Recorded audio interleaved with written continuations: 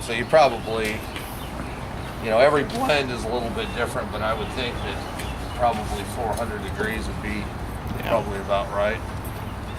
You might want to, again, so in case you guys didn't know, okay, there's two pieces of this. We built this melter machine, and then you bought the applicator from another company in Oregon as well. Okay. So they'll be out in Thursday and Friday to do this, the startup on that machine as well. So they'll help you give you a little bit more information about what is required for their machine. I would say that probably around 400 would be what we'll melt at in here.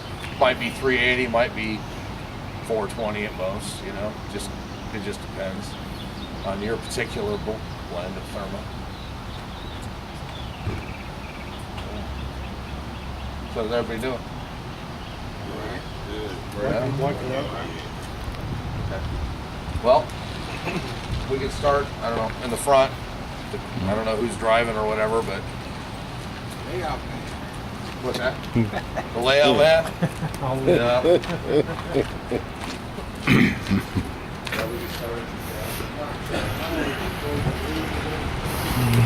The only thing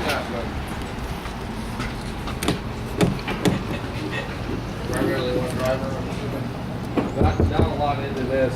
They have the arrow board control, pretty basic. On and off, and then just arrows to switch it from direction. That kind of thing. It's something real basic on that. Outside of that, I don't think there's any controls in here whatsoever, is there? Nope. We didn't put, you got strobe power for your strobe lights, I guess, for your safety lights. But outside of that, in this particular machine, there's no controls, no masters, none of that kind of thing. I'm gonna have to ask a question, but I don't think there's anything running off this chassis except for the strobes and the method. But it's always good. Did you have the rest of these, or did you leave the key in over there? They're over here. All right. So it's always good to have the chassis running, because you will have the safety equipment and stuff running the whole way.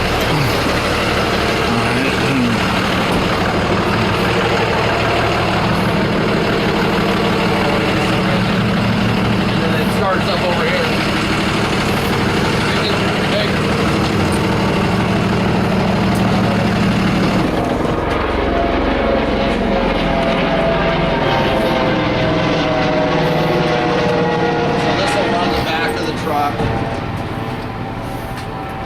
Power to the burners, turn the agitators, it turns the hydraulic motor. Here's your hydraulic tank. You've got hydraulic pressure here. This is your hydraulic level. The hydraulic pump is right there. Open this up.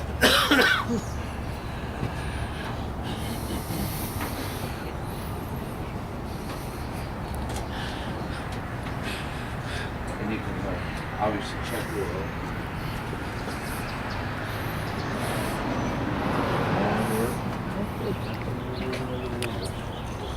Cylinder partners. So yeah, just check the oil there. That's basically the only thing you have to do with these. Just keep an eye on your hydraulic oil. Halfway and above is good.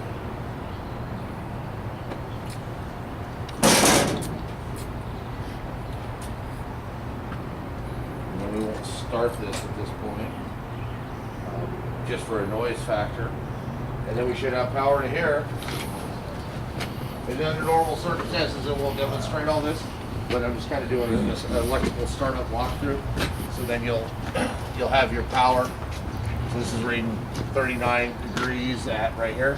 The probes are in here. There's two probes in here. One's for the temperature of the material. The other is an overheat sensor. So don't trip it off if it overheats. I believe the overheat is set at 450. Okay, so if it gets above that, it'll basically shut itself off, and it'll be flashing a code on the digital display here. And then turn these on, you just flip the switch. and that's it. Heating system, that is a diesel burner. Diesels, yep, both of these here. Pretty maintenance free. Got a fuel pressure gauge. They're set. Says right on the burner. Set it at 140. That's what they're set at, I'm sure. That's the way they come from the factory. You have air settings here. This band around the outside, and then this here. Again, they're all set. You really shouldn't have to mess with them as they age, build up with carbon. Parts start to wear, become less efficient. You might have to play with them a little bit, but overall they're pretty maintenance free, and you don't really have to do much to them. The flame just comes up here, obviously. The deflector plate heats the material and it agitates it. If you guys are familiar with that, have you ever owned any kind of pre-melter at all? So the thing with thermoplastic is that you have to keep it agitating. It's got actually like reflective properties in the material, and if you don't keep stirring it, then the beads, the reflective properties of the thermo will sink and solidify in the bottom, and you'll have a big mess. And it's not good. So you have to keep it stirring all the time. And that's done with hydraulic agitators, and the controls are right here. You have speed and correction control. And again, we'll just demonstrate all this, but I'm just running through it verbally. So you'll be able to change the direction of the agitator's spin, and then the speed at which they spin. One of the things you want to try to avoid, a lot of people do, thermo is a very slow process. There's nothing fast about it. There's nothing, I don't know how else to explain it to them. So you don't want to, a lot of guys or some people will, if they're trying to melt to say 390 degrees, they'll turn their temperature up to 430 and try to start the heat that way. And then what you end up doing is cooking the bottom of it. What you need to do is leave it at your set temperature, and then the burner will heat the kettle, the sensor will read that, and then when that sensor gets to the desired set point, even though it hasn't melted all your thermo, it will shut the burner off. Now the kettle will still be hot and will continue to melt that thermo, and then once the temperature falls back down, then the burner will relight, and it'll cycle through like that. Yes? Based on what you said a minute ago, so at the end of the day, the container's got to be totally empty. No, that's not necessarily the case. You do have to, and we'll get into shutdown, but you do have to make sure that the temperature is at a suitable. The material is at a suitable temperature to shut it off. You can't shut it off hot. Is the whole thing. Yeah. So you throw bags into it.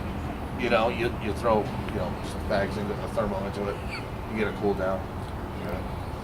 Well, like I said, we'll kind of go through shutdown a little bit more towards the end. But anyway, so it's designed to let it cycle and heat up and get the probe hot and then shut the burner off, and the material will continue to melt, and then it'll kick back on, and it'll cycle like that. So you're not getting it too hot. Otherwise, you'll just cook it, and you'll have all this burnt material, especially with the white. You can tin the color, the shade of it very easily. So that's kind of one of the things you want to avoid. You just want to turn it on and let it do its thing. There's nothing fast about it. But you do have to take into consideration what you were saying. I don't know if you're planning on using it every day. Okay, so if you're using it every day and you come, you shut it down and you have 3/4 of a kettle and you're going to come right back in the next day, it's probably going to heat up relatively quickly. And maybe should even spin. The agitator would spin right away, or in very short order. If you were to use it, leave it 3/4 of the way full, and then let it set a couple of days, well, now you have a completely cooled kettle of thermo, so it's going to take longer to heat it up.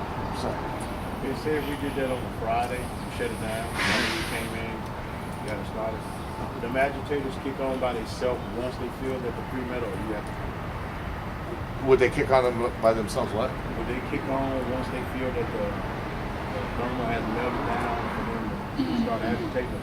You have to looking at it kicking on by itself. No, you can leave them where they'll start spinning on their own. But in that situation, give me one second. In that situation, the point that I'm trying to make is that if you do come on a Friday and you stripe on a Friday, you probably want to try to leave it real low. In that particular case, you want to try to apply in such a way that at the end of the day your kettle is very low. That way, when you come in, you don't have all this thermo that you have to melt. It's completely cool. Like, and then but if you're on a day-to-day basis, that's less of a factor. Because if you're coming in right the next day, if you start out on Monday and you leave it, 3/4 or so the way full, you're coming right back on Tuesday.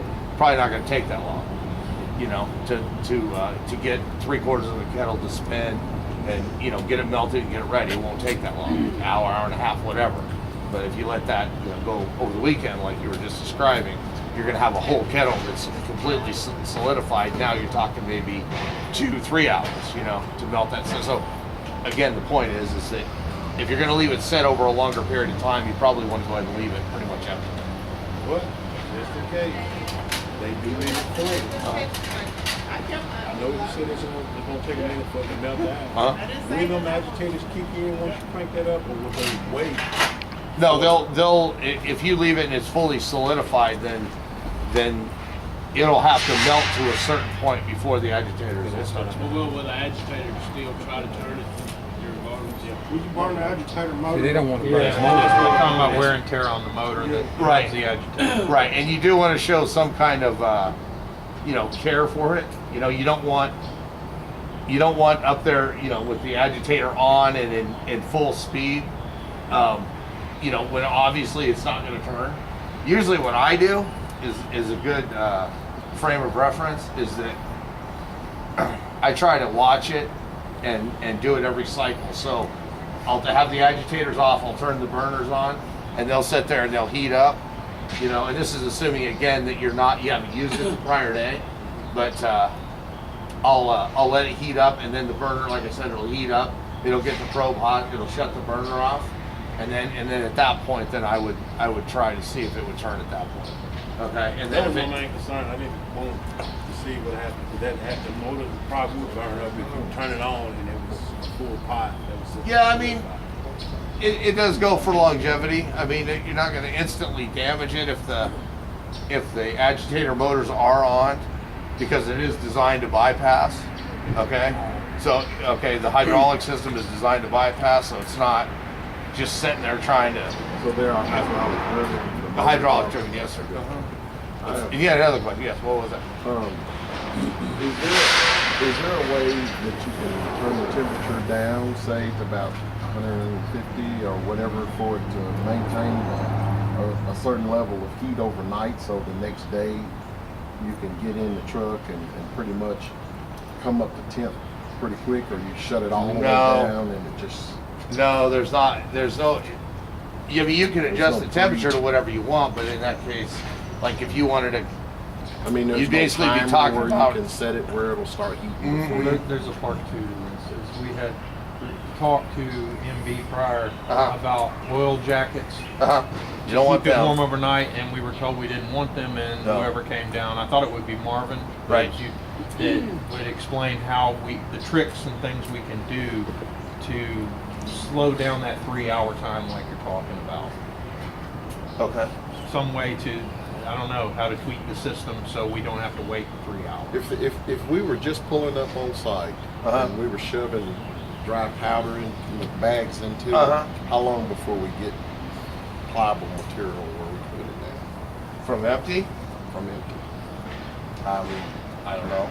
I wouldn't want to speculate. Maybe as little as an hour. They're pretty small kettles. To maybe as high as 3. A lot of different factors come into play. What your main thing is your material. Because every blend of material everywhere I go, don't deal with thermal a whole lot, but everyone's a different blend. Everything melts at a different rate. You know what I'm saying?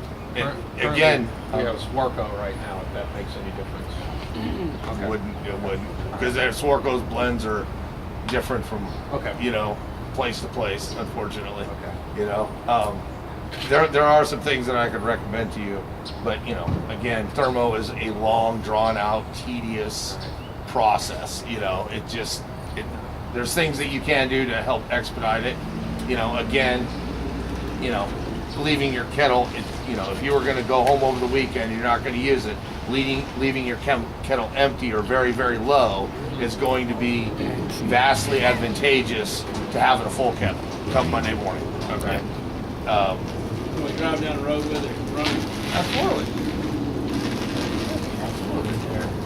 Fill up here in the morning and you crank it up, you run it till you get out to the job site. Just a half hour right there. Yeah. There, you can heat it going to the job. You know, fire it up. You don't want to have it real low. You know, drive it to the job. There's such thing as flashing the kettles. So if they're real low and they get real hot. So in other words, fill it all the way up and then catch. Well, you don't have to fill it all the way up, but if they get real empty, if you ever work with thermo equipment, they get real empty and you introduce a large amount of cold air to it, like if you open the lid Yeah. and it's real hot and it's empty, the kettle will actually flash. Been there, done that. You want to avoid those types of With the things. line feet we've been getting, an average four-way, just crosswalk, the standard crosswalks and stop bars would be something like 16 to 20 bags. And I say average meaning not like Winchester and Elvis Presley. I mean something like maybe a 40-foot wide road. Yeah, we were getting in our walk behind model, we're getting about 80 linear feet on a 6-inch. So 240s would be an 80, so that's one side, that's one bag of material, and then the stop bar being the second bag or so. I mean, up to 3 bags per side, so that's 12, maybe 16, maybe 20. So like a half a pallet. That's what we're talking about, basically. A half a pallet per day. How much was that? How many bags? This is the 2,000 pound, right? I believe so. 10 bags per side, I think, or 20 bags per side. 20. I think I 20. think it's Well, 20, yeah. 2,000 pounds would be 20. ton. Would be 40 bags. So 20 bags per side. Yeah. Okay. Well, I think the 2,000 pounds per kettle. They're 1 ton kettles each. I'm not 100% sure, but I think so. That's the way they rate them. They rate it per kettle. Okay, yeah. Well, so Yeah, and that's about the smallest that we make. You have to Don't run usually. both burners at the same time? What's that? Did both burners come on together? No, they're all You can use independently separate. controlled. Absolutely, yeah. So, I mean, I don't know how much yellow you're doing. Typically, No, thermo no. doesn't do a lot of yellow. No yellow. You know, so maybe you want to. And thermo's pretty relatively easy to change. This is something you'll have to get into. But you know, you can turn it all white if you want to. You can run both white. I don't I know think what that's side what of we're it, looking but at. leave it alone. And we might, that might be I prudent. would just stay with one side. Just do one side for now and see how it goes until we get used to it. Yeah, I mean, if you don't have the need for it, but if you have the Right. volume need for it, And that'll save fuel too, I would think. Just you're not running a second burner. yeah, you're not going to run both of them if you're not using it. You know, That's a good idea. It'll be yeah. your market, Yeah, you know. do one whatever you- side. whatever. And that little one on the little motor on the side and that truck, they both pull off the same gas tank. Oh Same yes. Fuel tank. Uh-huh. Burners do too. Yes. Yes, sir. Yeah. So yeah, you use one or side. You know, usually it's yellow and white. You know, like anything else, yellow on the left. But you could, you know, like I said, if you had the need for the volume, you could potentially make it all one color if you wanted to. How hard is it to clean up? Say we did put the yellow over there and then come Now back then, later just with make the sure white. it's relatively drained out, and you know, throw a bag or two in there and try to get it turning, you know, and maybe drain that out and then just fill it up. You know, it's always been my experience. Very, very easy to change thermo as opposed to paint and other types of materials. You know, paint, like you can never change it from yellow to white. Oh my God. You know, just a nightmare to get it back full white again. But thermo's not that much. Yeah, it's pretty easy on, you know, to do that. there's some bicycle running green.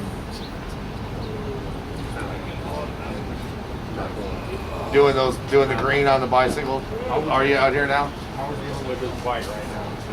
Right. White only, that's all we're talking about here. So, yeah, I mean, obviously your material, the gate's all open. You put your material up here. Lots of space for material.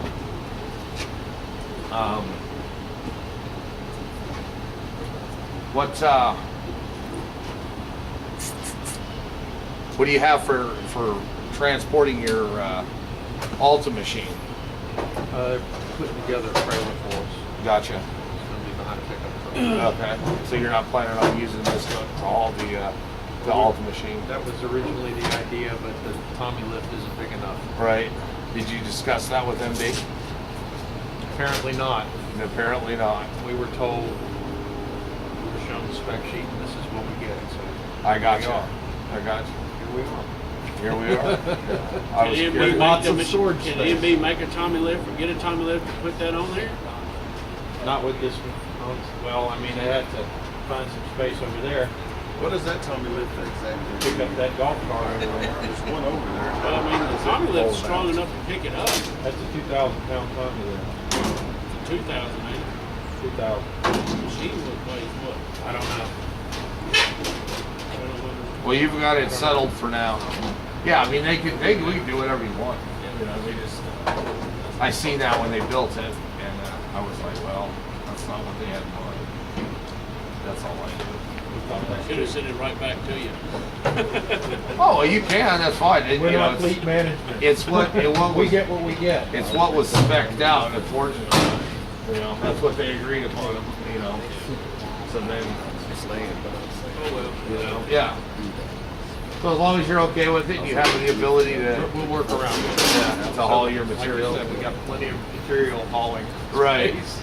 And then you're only doing about a half a ton a day, roughly. Well, that's what the engineers are looking for. Basically, a half a pallet a day. Really? One intersection. Oh wow. Well, I think your productivity will probably increase. Have you guys seen any of the videos for that machine? Yeah? For the Alta machine? You've seen it. No? Fran, got some? I do not. YouTube. And I It's do- on YouTube. It is. Yeah. And Warren, the gentleman that'll be coming on Thursday and Friday, can hopefully he'll show you some of that. But you can really, you know, you get that machine down and you can really apply thermal in a hurry. You know? So, I think if they see the productivity that we're talking about, as the increases come, they may appropriate more monies to allow us to fly a little more. yeah, well, the machine will definitely keep up, and you know, as far as melting your material, I guess probably the biggest factor would be traffic control. You know, being able to close those areas off fast enough. Any other questions so far? Yes. You have the two chutes on there. We'll get to that here just a little bit. They attach here and then the valve is here. And everything will be hot. You'll open it up and it'll come down into the machine. Yeah. We'll Get you a ladder. Yeah, right. Kind of got one built here. I don't know if he can get his foot up that high on that bumper. Well, we can get him a box. Yeah. So, yeah. Again, any major questions at this point? Don't have any like any adapters to go to there for the seat, adapters to come down. Yeah, the whole chute. Maybe I should just go ahead and drag them out.